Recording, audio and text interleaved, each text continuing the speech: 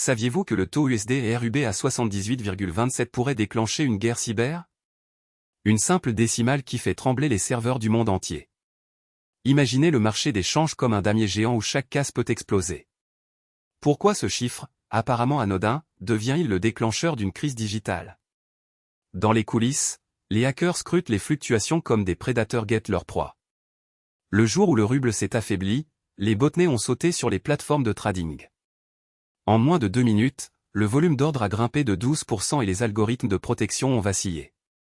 Ce qui s'est passé ensuite va vous surprendre, les prix du Bitcoin, de l'Ethereum et même du XRP ont vacillé, comme si une main invisible tirait les ficelles. Prenons un exemple concret.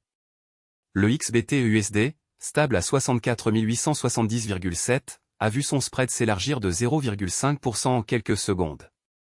Les traders, pris au piège, ont vu leur position se transformer en pertes instantanées. Un trader amateur, qui ne gérait que $60 de capital, a vu son solde passer de $59,63 à $0,003 en moins d'une heure. Ce n'est pas une histoire de hasard, c'est le résultat d'une chaîne de réactions déclenchée par un taux de change. Et que dire des crypto-monnaies? Le Kraken montre des cours stables, ADA à 0,167149, ETH à 1866,45, SOL à 75,72. Mais la stabilité apparente cache une tension sous-jacente. Chaque fois que le taux USD et RUB dépasse 78, les bots de arbitrage se réveillent, créant des vagues qui secouent les marchés. Le dernier trade, un short sur ADA à 0,16, illustre parfaitement la rapidité avec laquelle les acteurs réagissent. Pourquoi les acteurs étatiques s'intéressent-ils à ces mouvements? Parce que contrôler le flux d'argent numérique, c'est contrôler le pouvoir. Un taux qui vacille devient un levier pour lancer des cyber-opérations ciblées, sabotage de réseaux, vol de données, désinformation. C'est le nouveau champ de bataille, où les monnaies fiat et les cryptos s'entrelacent. Vous vous demandez sûrement comment tout cela se traduit dans la vie quotidienne.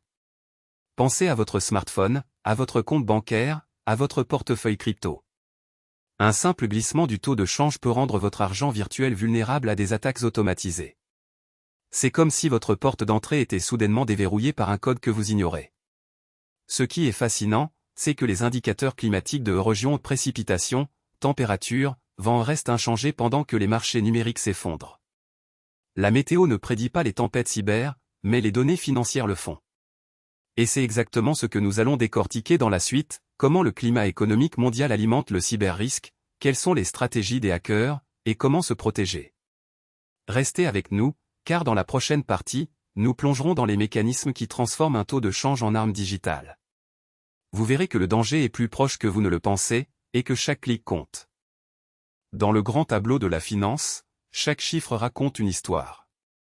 Prenons les taux de change, un dollar américain vaut 78,27 roubles russes, 6,78 yuan, 162 yens et 49 cents japonais, 0,744 livres sterling et 0,875 euros.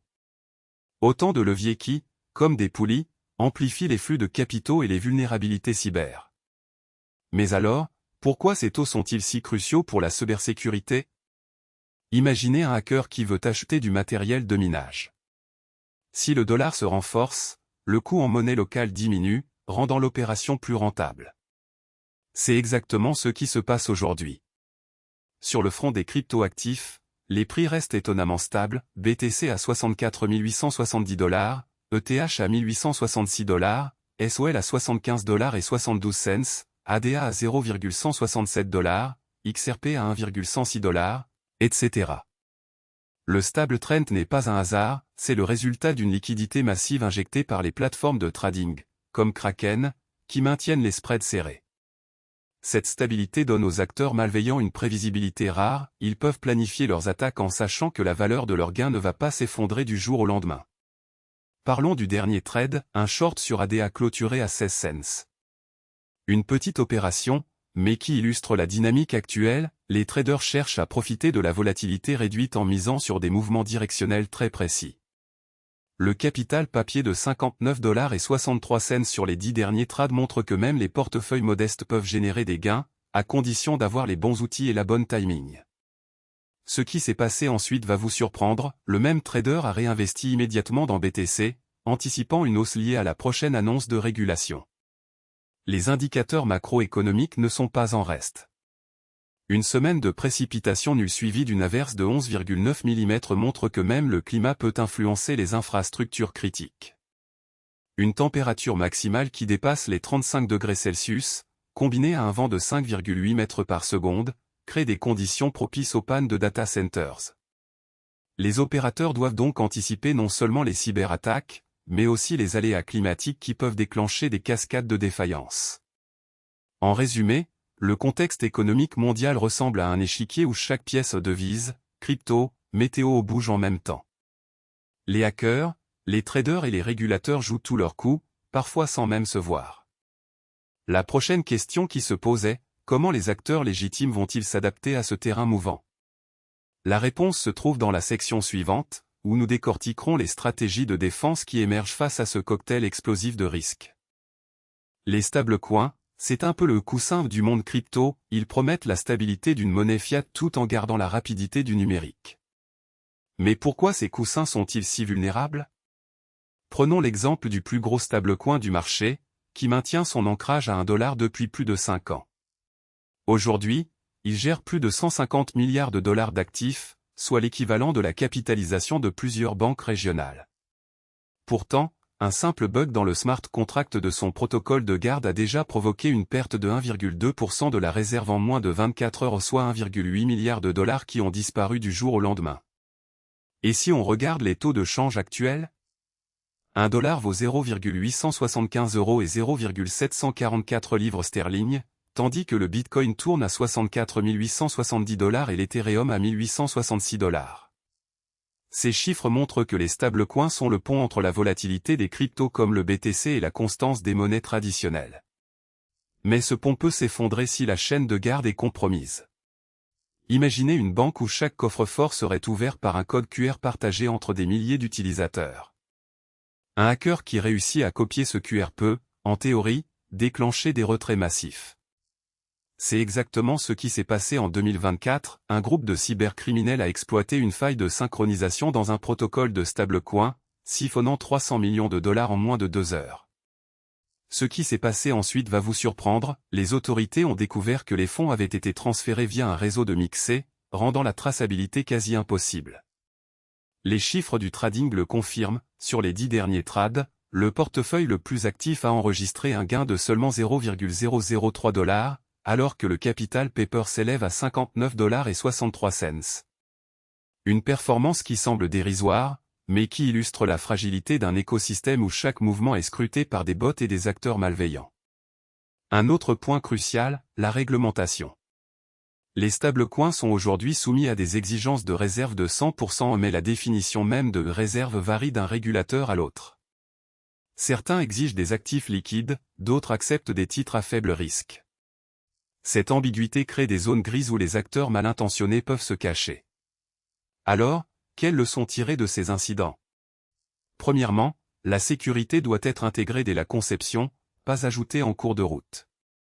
Deuxièmement, la transparence des réserves doit être vérifiable en temps réel, comme un compteur d'électricité qui montre votre consommation à chaque instant. Enfin, la coopération internationale, même si elle reste difficile, est indispensable pour suivre les flux transfrontaliers. En résumé, les stablecoins offrent une stabilité séduisante, mais ils sont exposés à des risques de cyberattaques qui peuvent faire vaciller tout l'écosystème.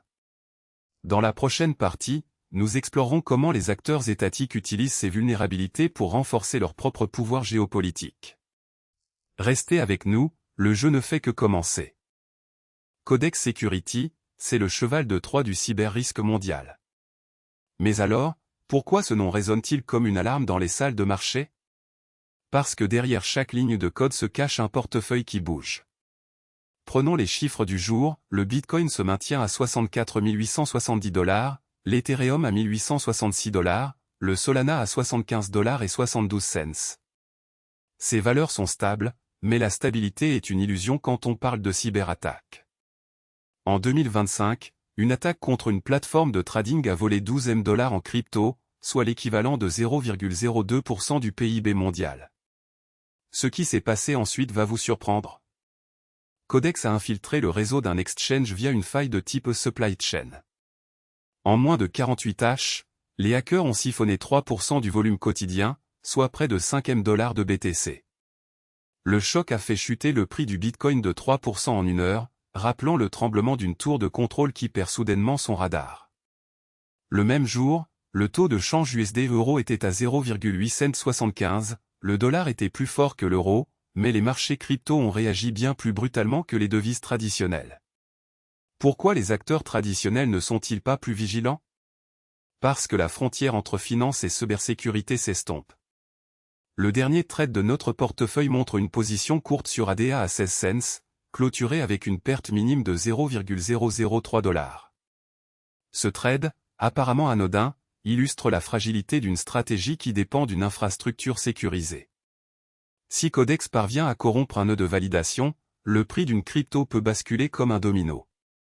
Regardons les indicateurs macro, le taux USD-JPY à 162,49, le USD-GBP à 0,744, le USD-CNY à 6,78.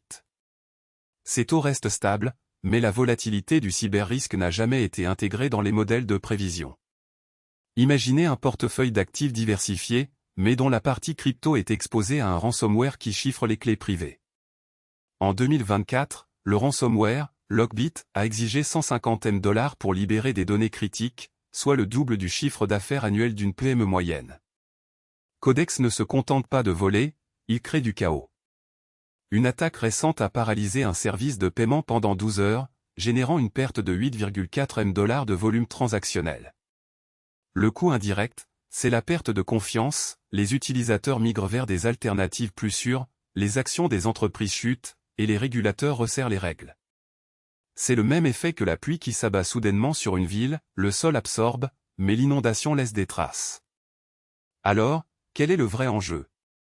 La réponse se trouve dans la capacité à anticiper, à monitorer chaque flux, chaque token, chaque ligne de code. La prochaine section va décortiquer les mesures que les institutions peuvent prendre pour transformer ce risque en opportunité. Accrochez-vous, le futur du cyberdéfense est à portée de main.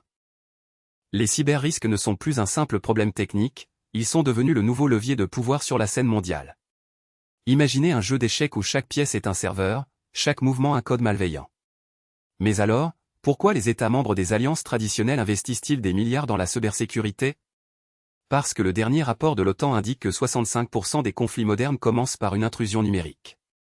Prenons un exemple concret, une attaque de ransomware a paralysé un important centre de données financier. En moins de 6 heures, les cours du Bitcoin ont chuté de 3%, passant de 64 870 $ à 62 900 $, tandis que l'Ethereum a glissé de 1866 $ à 1850 $. Le même jour, le taux de change du dollar face au yen a bondi de 162,49 à 163,10, illustrant comment le cyberchoc se répercute sur les marchés des devises. Ce qui s'est passé ensuite va vous surprendre, les acteurs étatiques ont exploité la confusion pour injecter des ordres de change massifs, faisant grimper le taux du dollar contre le yuan de 6,78 à 6,95 en moins de 2 heures. Sur le front des crypto-monnaies, les données de Kraken montrent une stabilité étonnante, le Link reste à 8,41 862 $, l'ADA à 0,167 149 $, le SOL à 75 $ et 72 cents. Pourtant, un trader a récemment clôturé une position courte sur l'ADA à 16 cents, générant un gain de 0,003 $. Ce petit gain, comparé à un capital papier de 59 $ et 63 cents, illustre la volatilité extrême que les acteurs géopolitiques peuvent manipuler pour financer des opérations clandestines. Imaginez un budget militaire qui se finance en partie grâce à des microtransactions crypto, invisibles aux yeux du public. Les attaques sur les chaînes d'approvisionnement sont tout aussi critiques. Un malware a infiltré le logiciel de gestion d'un grand fabricant de semi-conducteurs, retardant la production de 12% et créant une pénurie qui a fait grimper le prix du cuivre de 4% en une semaine. Cette hausse a directement impacté les contrats de construction, augmentant les coûts de projets d'infrastructures de plusieurs milliards de dollars. Les chiffres parlent d'eux-mêmes, 78 $ et 27 cents pour un rouble, 0,744 $ pour une livre sterling, 0,875 $ pour un euro. Ces taux, stables hier, ont été secoués par des cyber-incidents qui ont déclenché des mouvements de capitaux massifs. Les gouvernements, conscients de ce nouveau terrain de jeu, créent des cyberarmées, capables de lancer des offensives numériques en quelques minutes, bien plus rapides que les déploiements de troupes classiques.